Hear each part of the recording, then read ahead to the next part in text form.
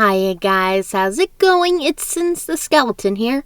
Be sure to like and subscribe, and don't forget to hit the notification bell for more content. Thanks! Dealing with Dragons by Patricia C. Reed. Chapter 13, in which Eleonora discovers an unexpected use for soap and water, and Cimmerine has difficulty with a dragon. Antrel looked past Cimmerine and Eleonora as if they were not there and spoke directly to the Stone Prince. I told Father someone was listening, but he won't be happy when he finds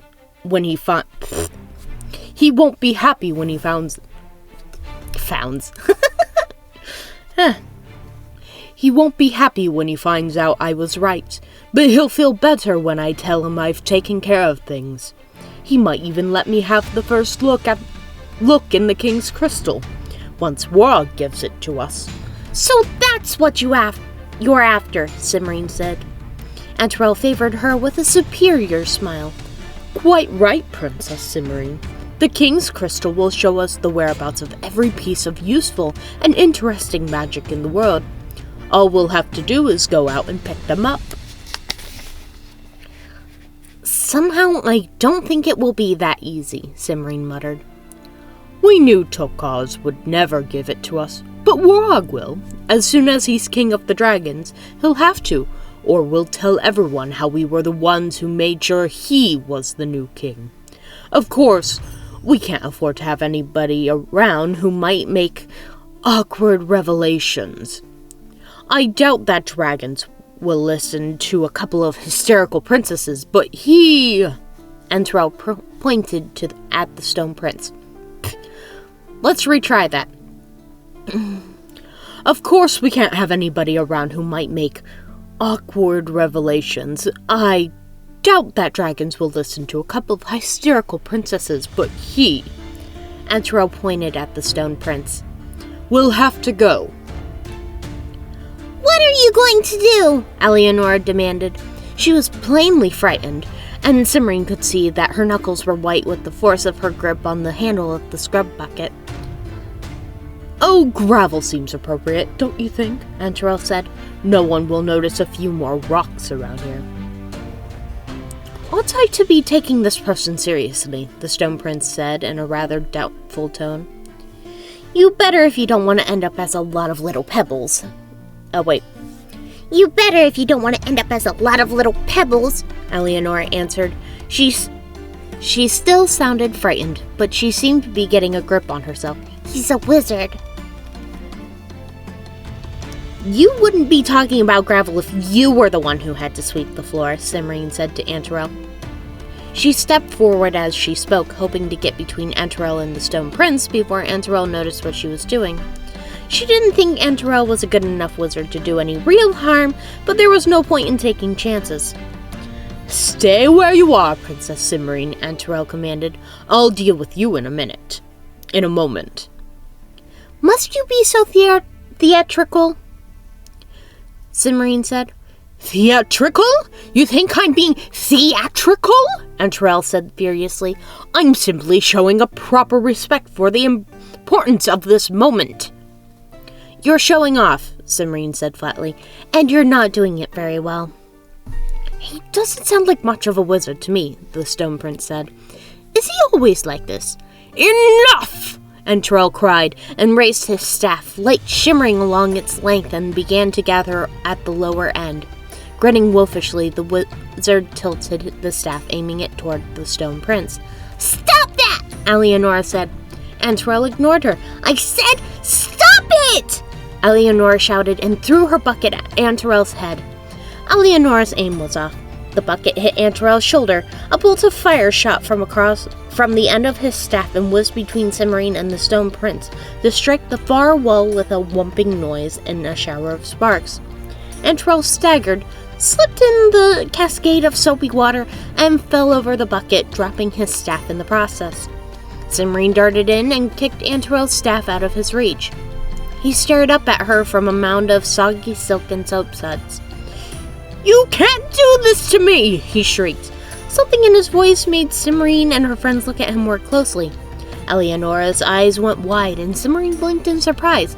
He's collapsing! He's collapsing! Eleonora said in a stunned voice. He's melting, Cimmerian corrected her. I can't be melting, Andruel cried. I'm a wizard! It's not fair! His head disappeared in a small brown puddle, and his cries stopped.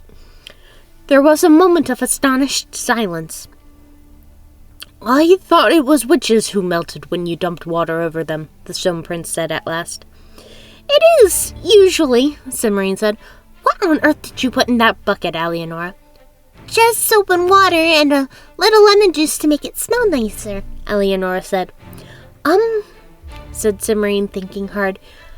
I'll bet there's a simpler way of melting wizards, but we don't have time right now to figure out what it is. How many buckets can you get hold of in a hurry? Buckets? Eleonora said. 2, counting this one, and I suppose I could borrow one from Helena. That's 3. And I've got 2 in the kitchen, and I expect the iron kettle is big enough. That's 6 altogether. 2 for each of us. You will help, won't you? Cimmerian added, turning to the Stone Prince. Of course, the prince assured her. Help with what? Stopping those wizards, Cimmerian said. We can't let them make Warog the next king of the dragons by trickery. I don't see how we can stop them, Eleonora said. We can't possibly get to the Fort of Whispering Snakes before the trials start. And even if we could, we don't know where the wizards will be hiding. If we tell the dragons that Warog's trying to cheat, they'll stop the trials, Cimmerian said with more confidence than she felt. That will give us time to find the wizards. And I've got a way to get us to the fort. You go start collecting buckets. I'll meet you at your place after I get the things I need from Kazul's. What about... Eleonora gestured with distaste at the wet, messy lump of robes in the center of the puddle that was all that remained of Anturel. We'll clean it up when we get back, Cimmerian said. This is more important. Eleonora nodded, and the 3 left the banquet room. The Stone Prince decided to accompany Eleonora since he was not a fast walker and Cimmerian had farther to go.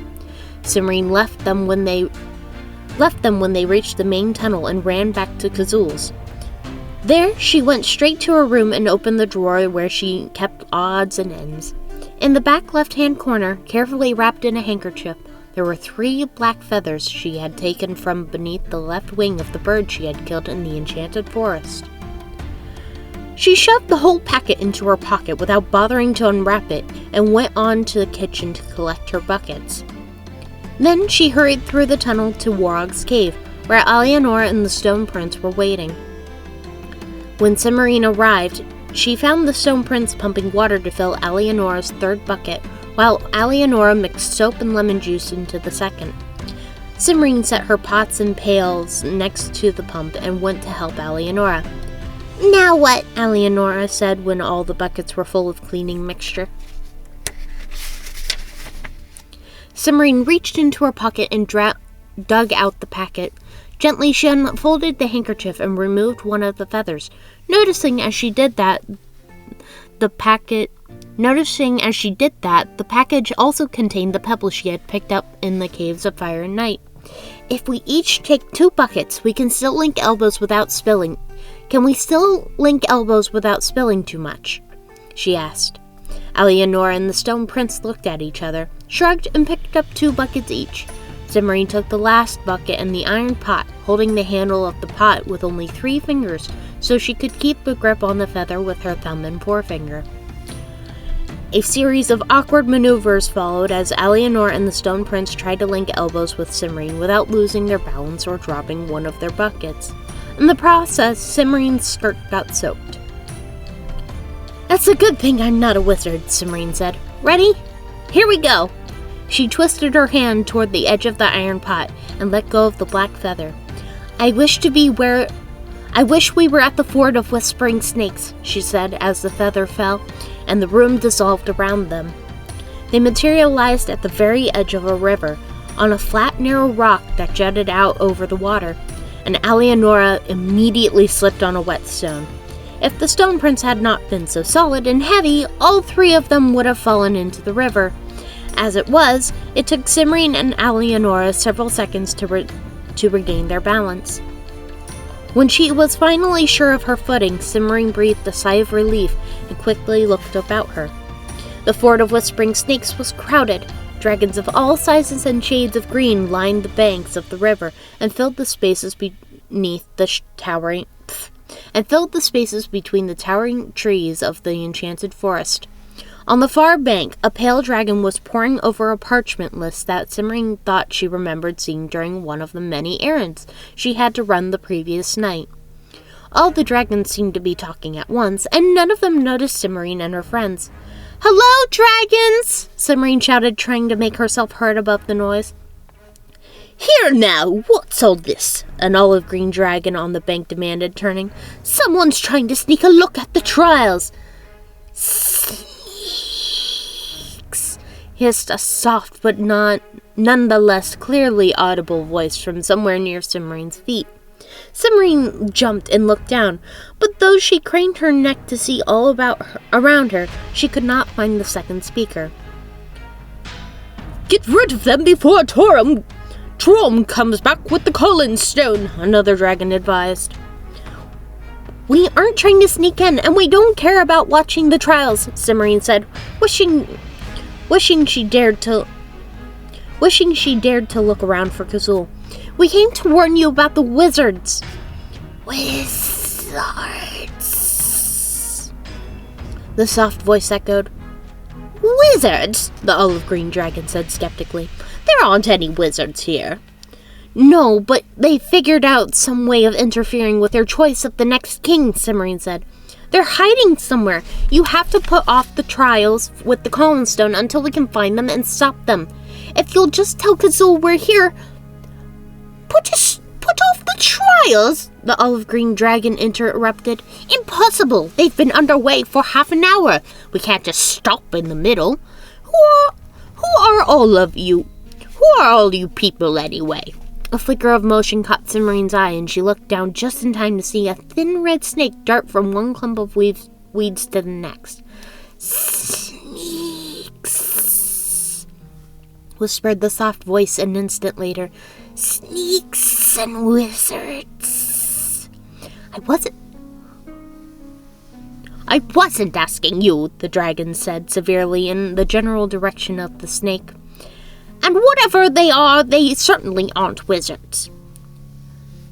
"They look like somebody's princesses to me," a blue-green dragon said. "Pity that. It would be so much simpler to eat them and get them out of the way." "Are you sure?" said the third dragon. "The one on the end doesn't look like a princess." "I'm beginning to think this wasn't such a good idea," the Stone Prince said. "He may not be a princess, but he doesn't look edible either," the blue-green dragon pointed out. "And these other two are definitely princesses. You can't go eating them out of hand." "Princesses," hissed the voice from under the rock. "Oh, princesses," the olive-green dragon said. No wonder they're so full of wild tales." "It's true," Cimrine said desperately. "If you don't believe us, take us to Kazul. She will." "I can't do that," the olive-green dragon said, shocked. "Kazul's third in line now, after Mazarin and Warg.